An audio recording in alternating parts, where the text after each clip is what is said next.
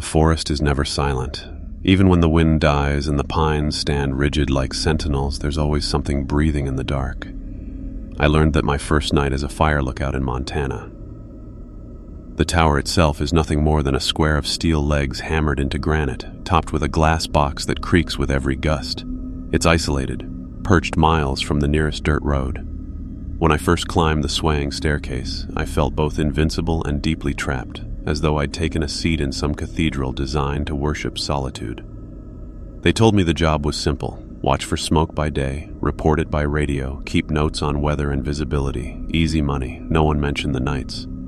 I unpacked quickly, sleeping bag on the cot, lantern on the shelf, radio crackling faintly with dispatch chatter. By dusk, the treetops looked like an ocean of green-black waves rolling forever into the horizon. When the sun bled out, the world below vanished, swallowed by an endless pit. That's when I first heard it. It wasn't an animal. I know how elk sound when they bugle, how coyotes yip, how owls croon. This was different. It started low, like a groan under the earth, then rose into something human. A voice. Far off, drifting through the canyons, echoing upward until it reached my fragile glass box. I froze by the window, straining to hear words. The voice broke apart in the wind, syllables scattered, but there was rhythm in it, like someone calling a name again and again. The radio hissed suddenly. I grabbed it, half relieved, half panicked. "Lookout 12 checking in," I said, forcing calm. Static, then a reply, distant and flat. "Copy, Lookout 12, visibility?" "Clear," I lied. My throat was dry. I wanted to say, "Do you hear it too?" But the words stuck. I signed off and let the silence swallow me again. Hours passed. I tried to distract myself with paper bois de orc, with the journal they gave me. But every so often, the voice returned, sometimes faint, sometimes closer, always threaded with that terrible cadence. I couldn't tell if it was pleading or warning. At midnight, the forest shifted. A gust hit the tower, rattling every pane, and for a heartbeat the darkness below flashed with movement. I pressed my face against the glass. Between the trees, pale shapes darted, dozens of them, quick as deer, but wrong in their angles. The lantern flickered. The cot groaned, though I wasn't on it.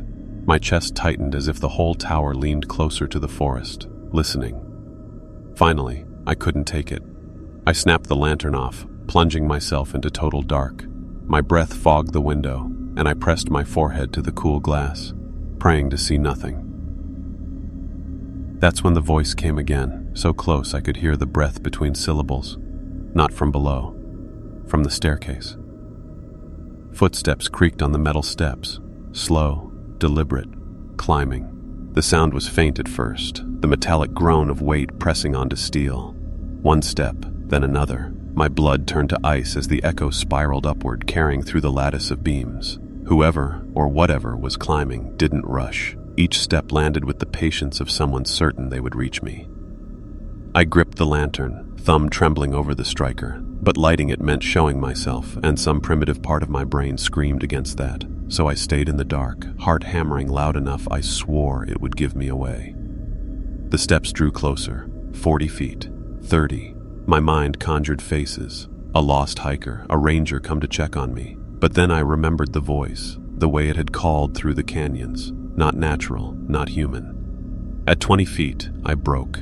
I slammed the lantern alive. A cone of yellow light cut through the cabin, reflecting off glass and scattering into the forest. The steps stopped. I waited, sweat dripping into my eyes, every muscle locked.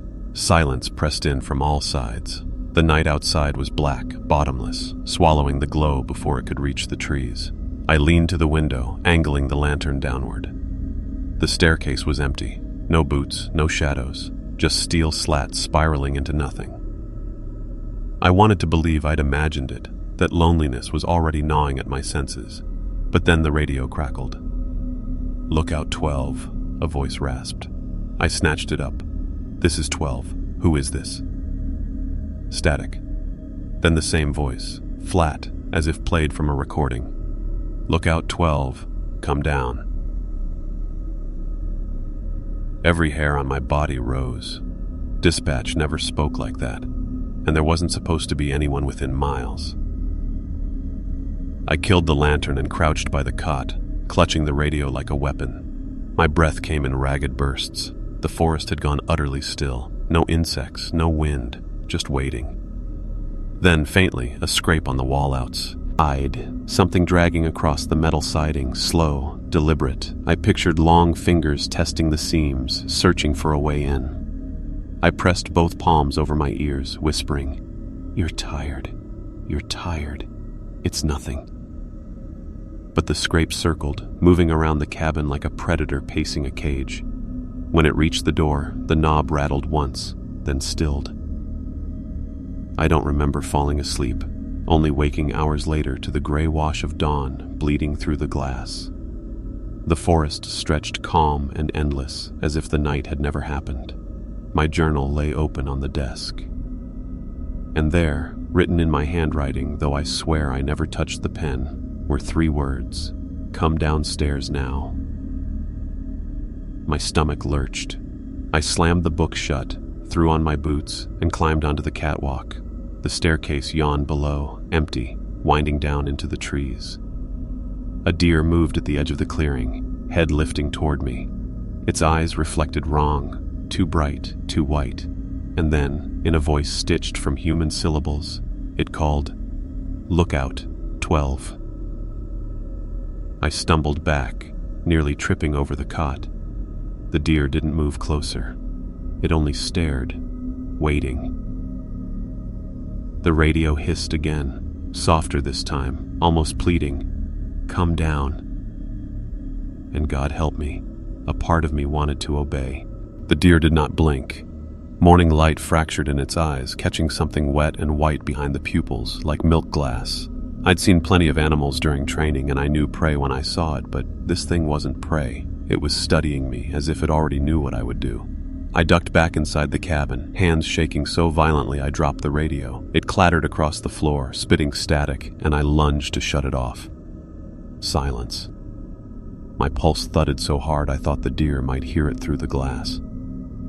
I forced myself to breathe, to count the seconds. After a full minute, I risked another glance.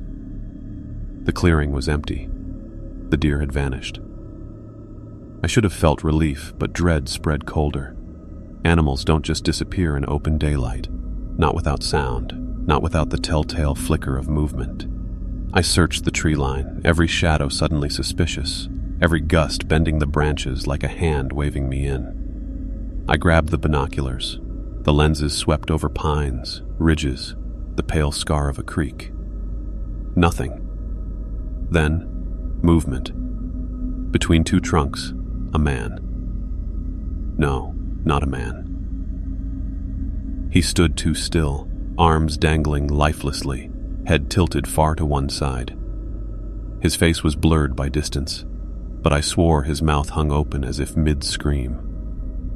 When I shifted focus, he was gone. I slammed the binoculars down and cursed under my breath. Sleep deprivation, that had to be it. I hadn't rested since I got here. My brain was inventing horrors to fill the silence. Still, I couldn't shake the feeling of being watched. I forced myself through the morning routine, record visibility, note the wind, scan for smoke. My hands moved, but my mind replayed that voice, that deer, those impossible eyes. By noon, the sun burned hot on the glass. The forest stretched innocent again, green and endless, almost enough to lull me, almost. Until I noticed the smell. It peat and faint at first, metallic and sweet, like rusted iron soaking in rain. Blood. The scent crawled into the tower on invisible threads, wrapping my throat until I gagged. I checked the floor, the cot, the corners. Nothing. The smell was outside. I stepped onto the catwalk, shielding my eyes from the glare. That's when I saw it. At the base of the tower, piled neatly like an offering, lay a cluster of animal carcasses. Rabbits, birds, a fox, each skinned clean, the hides arranged in a circle around the lowest step. The flesh glistened in the sun, slick and red, buzzing with flies. I staggered back, bile rising. My first thought was a predator's kill cache, but predators don't skin with precision, and they sure as hell don't arrange patterns. The radio came alive. "Look out, 12, the voice croaked. I froze. "Come down. It's waiting." The carcasses shimmered in the heat haze, too deliberate, too careful. The tower's metal frame vibrated beneath my boots, as if something below was shifting its weight. I wanted to call dispatch, beg for a helicopter, a relief ranger, anyone, but I knew, deep down, that whatever voice came through that line wasn't human. The journal lay on the desk where I'd left it. I opened it with trembling hands. More words had appeared, written in my own script. If you don't come down, we'll come up. The steel staircase groaned. Something had already started climbing. The first groan of steel rattled through the floorboards like a heartbeat beneath my boots. Something was on the staircase again, heavier this time, each step bending the metal just enough to sing with strain. I pressed myself against the wall, trying to silence my breathing. My eyes darted to the lantern, but I didn't dare touch it. Light would only mark me, draw it closer. The footsteps were wrong, too uneven, too heavy. Sometimes they came quick, scampering like claws scratching metal. Then a pause, then a weighty thud, as if a body dragged itself upward in spasms. The journal lay open on the desk, those awful words glaring at me. My hand itched to throw it out the window, to deny it, but I couldn't move. Another step. The tower swayed. Then, silence. I crawled toward the window just enough to angle my vision down. Through the gaps in the grating, I saw something pale and raw clutching the railing. Not a hand, not exactly. It was too long, too jointless, like a rope of flesh with nails at the end. It flexed against the steel, pulling itself higher. I stumbled backward, hitting the cot. My breath tore out in ragged gasps. The radio hissed. "Don't move," the voice whispered. "It can see motion." My throat locked. I hadn't pressed the button. The voice had come through anyway, dry and crackling, but familiar. My own voice. Another step, another groan. The thing was halfway up. I grabbed the flare gun from beneath the cot. It was regulation, last resort for warding off bears. I fumbled the cartridge in, palms slick, every sound magnified tenfold. The next step came slower, deliberate, as though it knew I was waiting. The railing shuddered with every pull. I pictured its faceless body dragging upward, hungry and patient. Finally, I snapped. I lunged to the catwalk, aimed downward, and fired. The flare exploded in a bloom of white-red fire screaming through the air. For a split second, the tower lit like noon, shadows jerking back into corners. I saw it. A body stretched impossibly thin, skin gray and slick, head bent backward so far its mouth gaped to the sky. No eyes, only folds of skin where sockets should be. Its chest heaved like bellows, ribs protruding sharp as knives. The flare hit the steps below it, bursting sparks. The thing shrieked, a sound like tearing metal, and recoiled down the staircase, limbs thrashing. It vanished into the tree line, wailing until silence folded in. Smoke curled upward from the burned step. My hands shook so violently the flare gun slipped from my grip. I should have felt relief.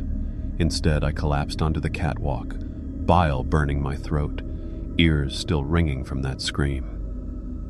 The forest below looked calm again, eerily so, like nothing had happened. No bodies, no pale limbs, no proof. Only the circle of carcasses at the base, blackened now from the flare's burst, hides curling in the heat. Behind me, the radio crackled. "You shouldn't have done that," it whispered. I spun, eyes wide. The radio was on the desk, red light blinking, though I hadn't touched it. My own voice slithered from the speaker again, quieter this time, threaded with static. "They don't like fire." A knock sounded on the door, 3 slow, deliberate taps. The journal's page flipped on its own, as though caught by invisible fingers. Words bled through the paper, fresh and wet. "Open it." And the knob began to turn. The knob turned only an inch before stopping, as if whatever stood outside was testing me, measuring how tightly I'd cling to my sanctuary. My body locked in place. Every instinct screamed to hold the line, not to move, not to breathe. The silence stretched. Then, a single tap. Not a knock this time, but a nail or claw scraping the steel. I backed away, step by step, until my calves hit the cot. The flare gun lay useless on the floor where I'd dropped it. My eyes darted to the fire axe mounted near the door. Standard issue, my last defense. Another scrape, longer this time.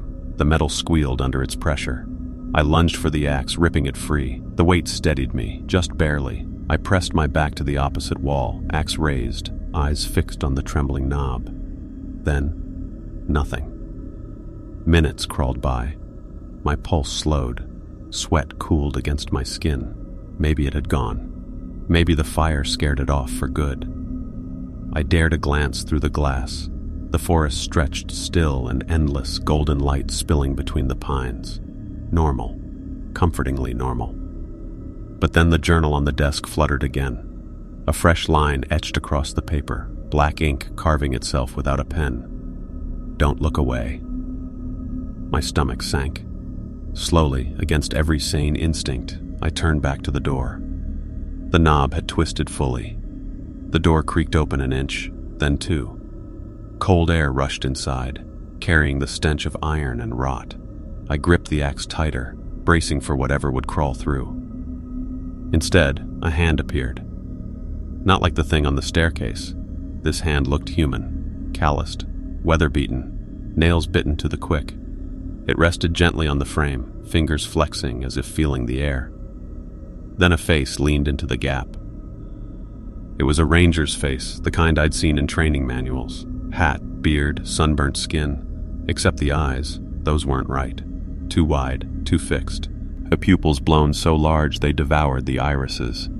"Dispatch sent me," he said, voice flat, rehearsed.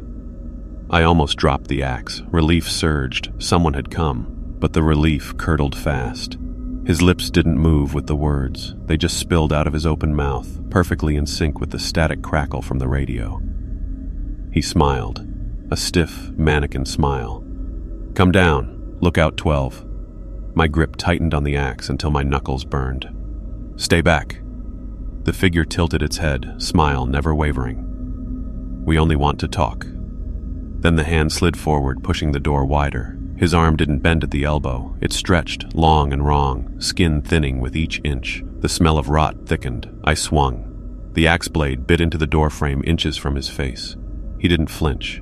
Instead, he leaned closer, lips brushing the steel, whispering words that rattled deep inside my skull. "You're already one of us." And just like that, he was gone. The door swung shut, silent. No footsteps retreating, no rustle of branches, just emptiness. I staggered back, axe trembling in my grip. The journal lay open again, waiting. This time the words were smeared, frantic. "It's inside now." The lantern flickered, though no wind stirred. Something shifted under the cot. The cot shuddered, just a whisper of motion, enough to rattle the springs. My throat closed. I raised the axe higher, every muscle stiff as wire. Then, silence. The lantern sputtered again, shadows bending long across the cabin walls. One shadow didn't belong. It crouched low, hunched, its outline jagged. The cot jolted. A scraping sound tore through the floorboards, like nails dragging across the underside of the wood. I forced myself forward, every step an act of will. My free hand shot out and ripped the cot back. The frame screeched across the floor, exposing the dark space beneath. Something stared out. Two eyes, white, lidless, glowing faintly like bone catching moonlight. They didn't blink. They didn't move. They only watched. I swung. The axe blade smashed into the floor where the eyes had been. Wood splintered, dust clouded, but nothing. The eyes had vanished. A laugh trickled through the room. Soft at first, then louder, spreading until it filled every corner. It wasn't coming from one direction. It came from everywhere. "Stop it," I whispered. "Stop." The journal snapped shut. When I looked, it lay across the room, though I hadn't touched it. A fresh message bled through the cover. "Why do you fight us?" My head spun. I pressed my palms against my temples, trying to hold myself together. The air thickened, heavy as wet cloth, hard to breathe. Then, movement in the glass. I turned. My reflection stared back, warped by the lantern light, but the reflection didn't match me. Its mouth stretched into a grin, teeth jagged, cheeks split open too wide. It lifted an axe, my axe. I stumbled backward, colliding with the desk. No, that's not me." The reflection cocked its head, mocking. Then it spoke with my voice, dripping static. "You can't stay here forever." The glass spiderwebbed with cracks, though I hadn't touched it. A hand pressed out from inside the reflection. palm flattening against the glass as though the mirror version of me was trying to crawl through. I raised the real axe, ready to strike, but the floor moved first. A bulge rose from the boards, planks bending upward as if something beneath pushed with impossible force. The wood split. Fingers broke through, pale and endless, gripping the air. Then a face forced itself out, skin slick, lips stretched tight around teeth too many for one mouth. The smell of blood and rot hit so hard I gagged. The thing dragged its shoulders free, writhing halfway into the room. Its chest rose and fell like a bellows, ribs tearing against its own skin. And in my voice it hissed, "You're already down here." I swung with everything I had. The axe split the thing's skull, or what should have been a skull. Instead of bone, the blade sank through black fluid that hissed like acid. The creature shrieked, collapsing back into the hole. I stumbled away, gasping, axe slick in my hands. The boards sealed themselves, groaning until no trace of the hole remained. The journal lay open on the desk again. This time the words were simple, stark, run. But where? The stairs? The forest? Or was I already too late? Outside, the trees swayed though no wind blew, and in the rustle of branches I heard my own voice calling back, "Look out, 12, come home." The forest didn't whisper anymore. It roared. Branches clashed like weapons. Trunks groaned. Roots split rock. The entire wilderness seemed to lean toward me, pressing against the fragile glass box I called shelter. The radio screamed static. Not voices now, not commands, just a deafening wall of sound, as if every throat in the valley cried out at once. I ripped the cord free, but the noise didn't stop. It kept pouring from the air itself, vibrating through my bones. The tower swayed. Below, shadows gathered at the tree line.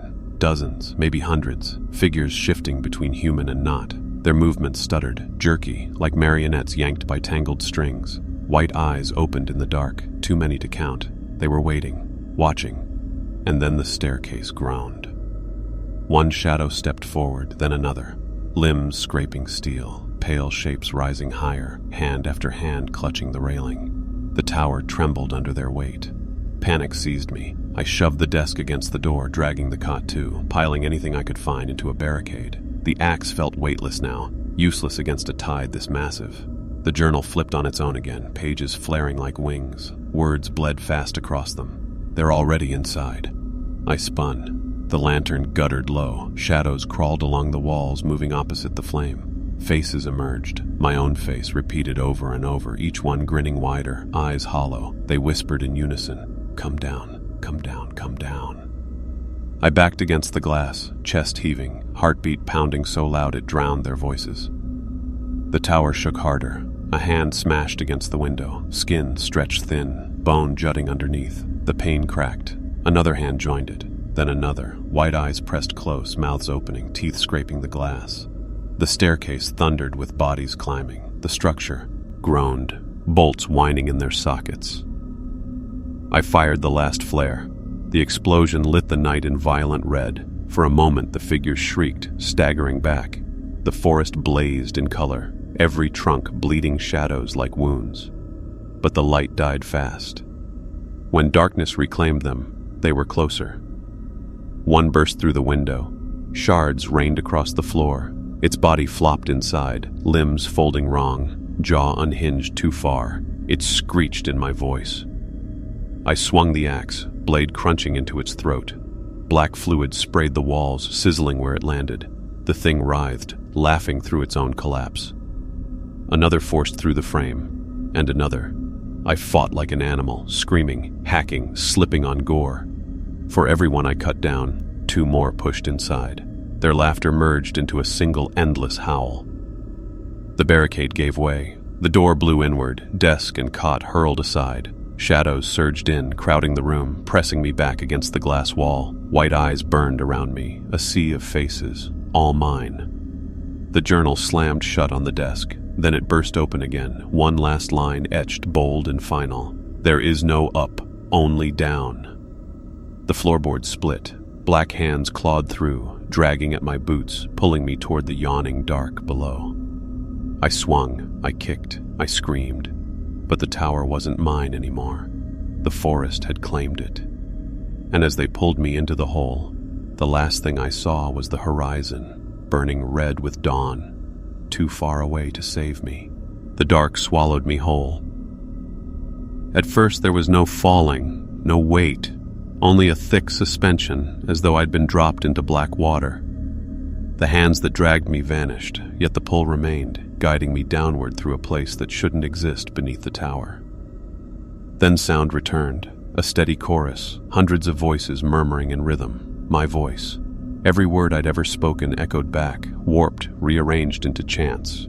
"Look out, 12, they whispered. Come home." The dark shifted into shapes. Trees sprouted around me, but their trunks grew upside down, roots tangled above, branches hanging low like spears. The air reeked of copper and smoke. Shadows darted between the trunks, thin, white-eyed figures, moving too fast to follow. I staggered forward, axe still slick in my grip. The ground pulsed beneath my boots, warm, almost fleshy. Each step sank an inch deeper, like walking across something alive. Then I saw the tower. It rose from the inverted forest, a mirror of the one above, but rotting. The glass cracked, the beams rusted, the lantern inside spilling black flame. Shadows paced its catwalk, and at the top, silhouetted against a false sky, stood me. He raised a hand in greeting. His grin split his face too wide, stretching ear to ear. "You're late," he called. My own voice, stronger, steadier than mine had ever been. The ground lurched. Shapes crawled from the soil, deer with hollow eyes, rangers with stretched arms, human outlines stitched together wrong. They circled me, whispering in perfect unison, "One of us, one of us, one of us." I raised the axe and screamed, "I'm not," but the word died, because deep down, I wasn't sure anymore. The other me stepped closer, descending the rotted staircase with calm assurance. His eyes glowed pale white. "You already belong. We've been waiting for you." He extended his hand. His palm was mine, scar O, and the thumb from years back, identical in every detail. "If you take it," he said, "the noise stops, the hunger stops, you won't be alone anymore." The circle of creatures tightened, pressing in. The forest above, the real one maybe, felt impossibly far, like a fading dream. My grip on the axe faltered. My arms shook. I could end it. I could join. But something in me snapped. Maybe pride, maybe defiance, maybe just terror. But I raised the axe high and brought it down. Not on him, but on myself. The blade bit deep into my thigh. Agony tore through me, white hot. Blood poured fast, soaking the living soil. The creatures recoiled. The other me screamed, face splitting further, teeth spilling out like gravel. The false tower shuddered. The ground opened beneath me, swallowing my body whole.